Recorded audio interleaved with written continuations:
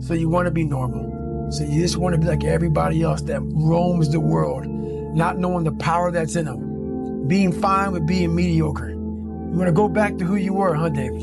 Imagine walking out the door a loser. I'd rather die. I would rather die than be that loser guy. Think about that. You want to walk out that door a damn loser, or you want to walk out the door a winner? I'm not crazy, motherfuckers. I'm just not you. It doesn't matter how many times you fall down in this life. It just matters if you're willing to get up again and again and again. And don't stop. Don't ever stop until you win. Remember yesterday when you said, oh, man, I'll do it tomorrow. Well, tomorrow's here, baby. Did you do it? If you answered yes, great work. I'm proud of you. Keep going. If you answered no, we got a serious fucking problem on our hands now, don't we? I live my life on one simple rule. I don't care about being better than anybody else in this world. I'm in a constant battle with the man I was yesterday. Be better than you were 24 hours ago, and 24 years from now, you'll be unrecognizable. You got to be a little mental, I think, to do what I did. I don't want to sound crazy, but you have to be a little fucked up. The fucking mindset of getting up every day and pushing yourself. And you're eating 12 to 16 ounces of meat, 100 to 150 grams of carbs every meal, and you're doing that 7 times, and you do it day in, day out. You got to have a very simple mindset. You can't be social. You can't be out doing a lot of other activities. So you put on the blinders and you have tunnel vision on what that ultimate goal is. I was always on track with everything. I mean, everything was structured. I lived in a fucking box in order to be the best, meaning I had no outside. People would call me with their problems, I'd hang up on. The phones were off. Don't bother me with negative shit. And I just went at it. That's all I cared about. That was what my life was like. It was go full fucking throttle every day. That discipline was there. I always tell everyone it wasn't about the body, it was about the mind at first. But I trained my ass off. No. I did it for mental. People always say, my God, no, don't look at it I didn't care about losing weight. I didn't care about being the fastest person. I wasn't making the Olympics. I wasn't going to pros. I could barely read and write when I was in a junior in high school. I wasn't going anywhere. I saw working out as a way for me to build calluses on my mind. I had to callous over the victim's mentality to get through where I'm at now. There's nothing but pride I have for myself that I can't really show people. Because I have this face that they see are you happy? What's wrong with you? I'm driven.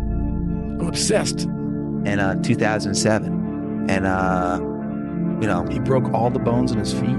He was running 100. I was running this race. It was a 24-hour race as a relay team. I was with 4 friends.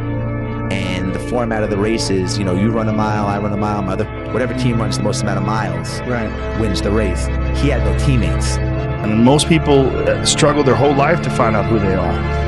Struggle their whole life to find out what defines them, what they actually enjoy and what they don't. You start putting yourself in situations that suck, you'll find yourself going into combat, going into war. The 100 men that go into war, 10 shouldn't even fucking be there.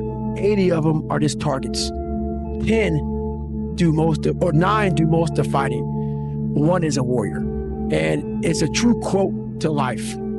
I saw it going through training. I saw it everywhere I went. There's so many people who just show up to life that shouldn't even fucking be around. And there's few people who do all the work. I wanted to be part of that 9, and I'm working towards being that 1. For me, I just love to train. That's what separated me from most guys. There was times where I almost passed out training. I'm lunging with 225 on my back in the parking lot, and I remember just okay, no one else is doing this, so I'm going to do it. And that was my mindset.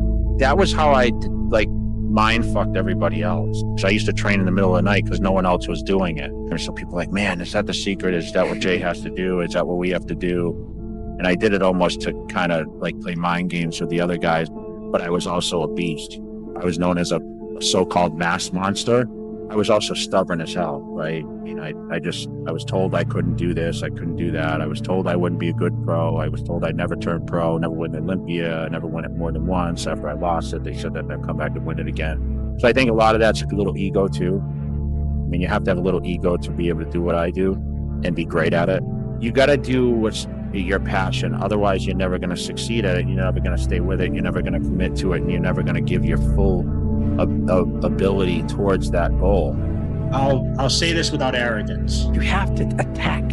You have to keep attacking. The enemy has to know he is not going to give up. You must break the soul of whatever the fuck is in front of you. If you keep on attacking something, nothing wants to stand in front of anything that is relentless.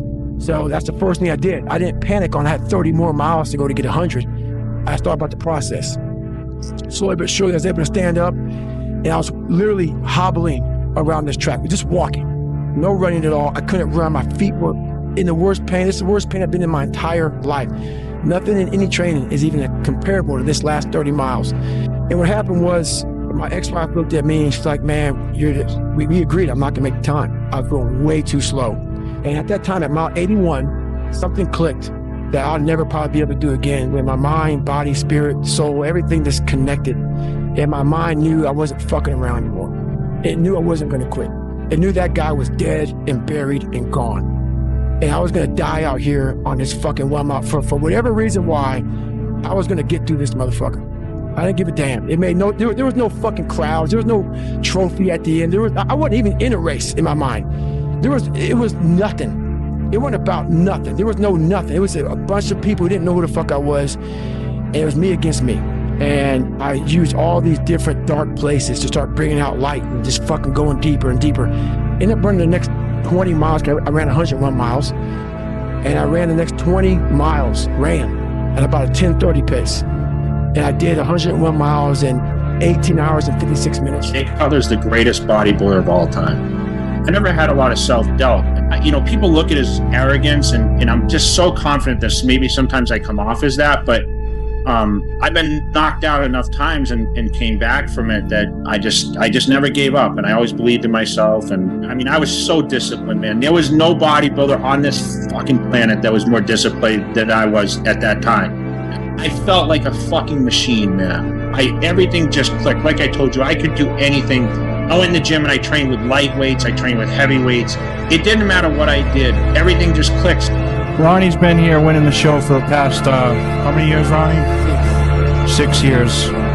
But this is my town, my home, my place. It takes a lot of time, but I'm dedicated and